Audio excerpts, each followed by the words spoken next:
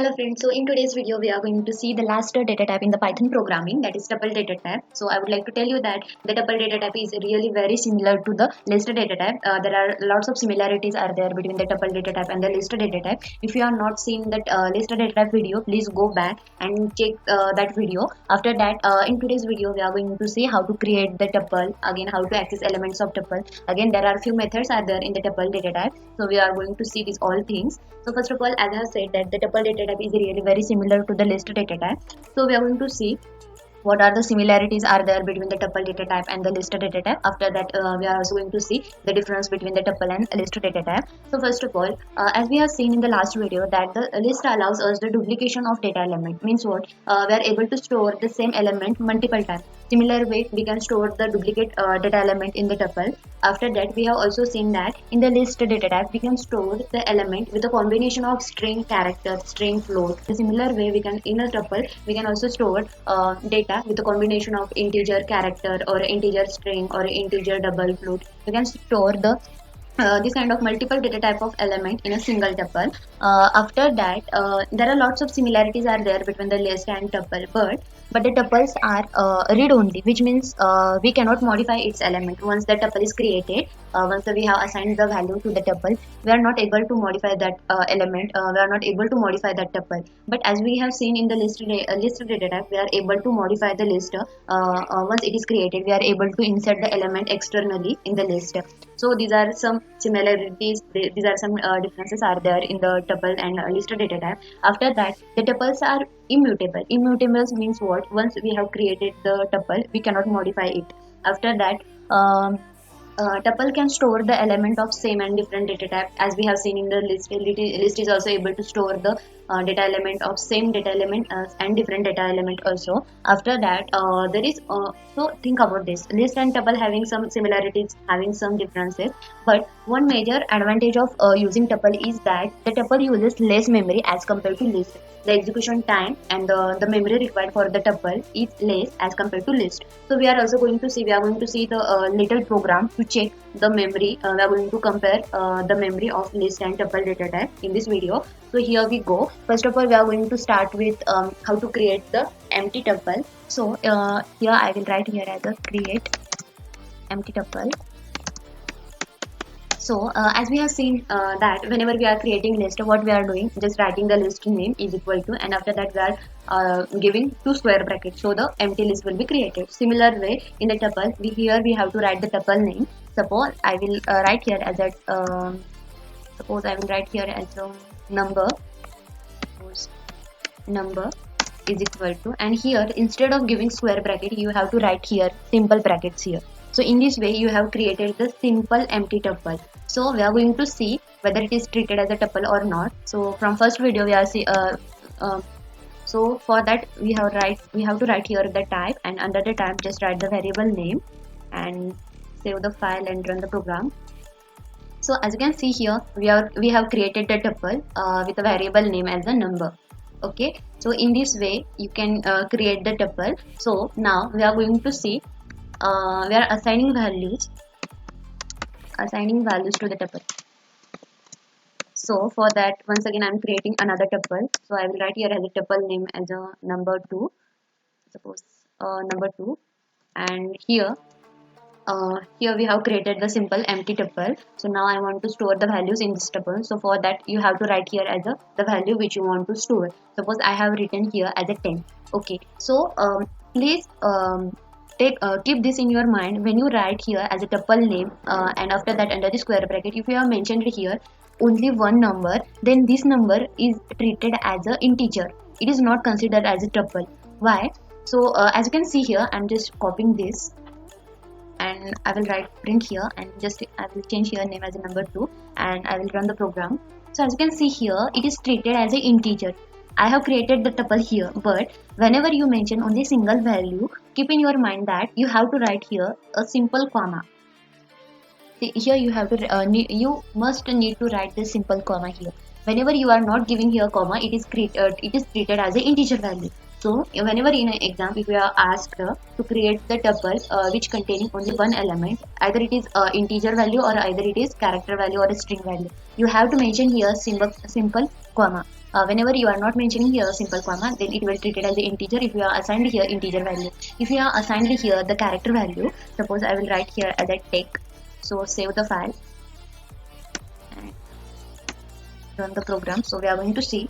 So as you can see here, it is treated as a string value. Whenever you want to create a tuple with a single element, either it is string, character or integer value, you have to mention here comma. Whenever you have mentioned here as a comma, then it will be treated as a tuple. So save the file, run the program. So as you can see here, whenever you have given here a simple comma, then it is treated as a tuple. So this is a really very simple thing, but it whenever you are giving any exam, then this kind of tricky question will be asked to you. So keep in your mind. So in this way you can create a tuple with a single value. Okay, so whenever you want to assign here multiple values, so for that, so I am writing here as a 10, 20, 30. You can write here any value. Suppose I will write here as a x, and I'm just printing here this tuple. So we are going to see. Okay, so as I have said that the tuple stores the value with a different data type. So here we have stored the value of string and integer. Suppose I'm writing here as a 10, 10, after that 20, 20, 30, 30. So we are going to see whether it supports the duplicate value. As you can see here, tuple stores duplicate values too. So in this way we have assigned the values in a tuple. Suppose now I want to count the number of times 10 appeared. For that, what I have to do here, I have to just mention the tuple name. Suppose I will write here as the tuple name as a number 2. Here you have to mention the dot, and after that just write the count, and under the count just mention the number which you want to know, the number of times that a number has appeared, and here just print the, after that print that value. Okay, run the program. Sorry, okay, you have to print this, you have to write this value, this statement under the print. So just write here and once again run the program. If you want to count the occurrence of particular element in your tuple, you can do that using dot count method. After that, whenever you want to print the specific element from the tuple, so for that what you have to do, just write here as a print, and under the print write the tuple name, that is number 2, and under the square bracket here, under the square bracket, here you have to mention the index number. Index number means what? My text will be stored at location 0, then will be stored at location 1. Likewise, these all elements are stored. So I want to find the number. I want to find the value which is stored at the location 4 in my tuple. So save the file and run the program. So as you can see here, at the location 4, hex is stored. So we are going to see 1, 2, 3, 4, 5. 0, 1, 2, 3, 4. So keep in your mind that the first element of the any tuple list array is stored at the location 0. So likewise 0, 1, 2, 3 and 4. At the fourth index, hex is stored. In the tuple, you cannot make use of add, insert, remove, again pop, reverse method, because once the tuple is created, we are not able to modify the tuple. So we are going to see here we have created the tuple. So now we are going to check whether we are able to add, insert element in a tuple or not using dot append method. The element, suppose I want to add here 100. Okay, save the file, run the program. So here you can see that the tuple object has no attribute append. In the tuple, whenever you have created a tuple, you are not able to add value externally using the dot append, insert, pop. Again, you are not able to add any other element externally in the tuple. As we have seen that the list provides us the more functionality than the tuple. When you can remove tuple, but you cannot remove only one element from that tuple. So to remove the complete tuple, you can make use of delete method. Delete method is there. So for that, here you have to just write the delete, that is del, and here you have to write the tuple name. Suppose number 2, and I'm printing here tuple, print, and here just writing the tuple name, that is number 2. Save the file once again, run the program. Okay, as you can see here, tuple name number 2 is not defined. here we have deleted the tuple, so that's why we are getting this one. Whenever you want to delete the tuple, complete tuple, you have to make use of del method. You can make use of this. Keep in your mind that whenever you are using del, it will delete all the things, the values which you have stored, the tuple which you have created. So in this way you can delete the particular.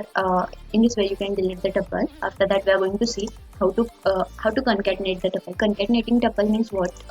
Combining two tuples. So you have created two tuples.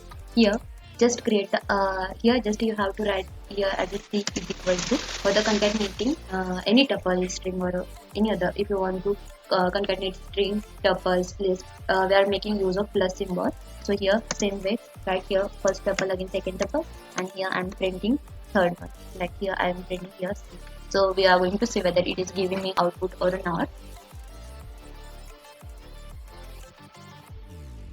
So as you can see here, this is my new created tuple. Here I have created two tuples a and b. A is storing integer value, b is storing string value, and after that I have just concatenated both the tuple and printed the value in the C. So in the same way you can do. After that, if you want to print the index of particular element, for that you can make use of dot index method. Suppose here I am writing here as a print, and under the print, so write the tuple name, write number 2 dot and index, and under the index here I'm writing here as a 30. So as you can see here, 0 1 2 3 at third index 30 is there. Again 4 5 6 7 8 9 and 10, also 9 at the location of 9 and 10 also 30 is there. So we are going to see which location of 30 tuple is going to print. Okay, so for our acknowledgement I am writing here as a index of 30. Okay, so we are going to see what it is giving me. So whenever you write here dot index, and whenever you are giving here the element, so it will print that index of that element which first occurs. So as you can see here, 30 here the first time 30 is occurred, so it has printed that location, and here it has stopped its execution.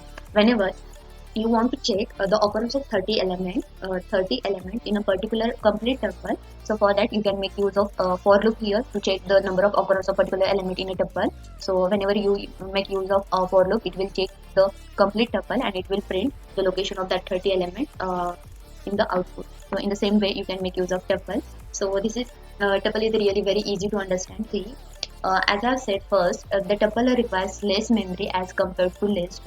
So we are going to see the little program to check whether the thing which has said theoretically is correct or not.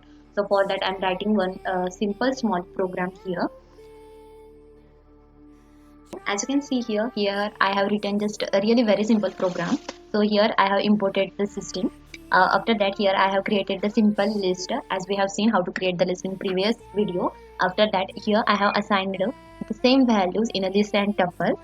Get size of this function is used to know the memory occupied by that particular variable. So we have used here to know the size of list and tuple. So just we are going to run this program and we are going to see whether the tuple requires less memory as compared to list. Just save the file, run the program. Okay, as you can see here, the list used the size as a 120, and the tuple require only 96 as a memory. The size of tuple is less as compared to list. So here, the whatever the theoretical thing which we have said at the start of the video, here we are able to see that that things are correct. In today's video, we have covered all the data types in the Python programming. So thank you for watching video, and if you like my video, please like, comment, share and subscribe. And once again, thank you.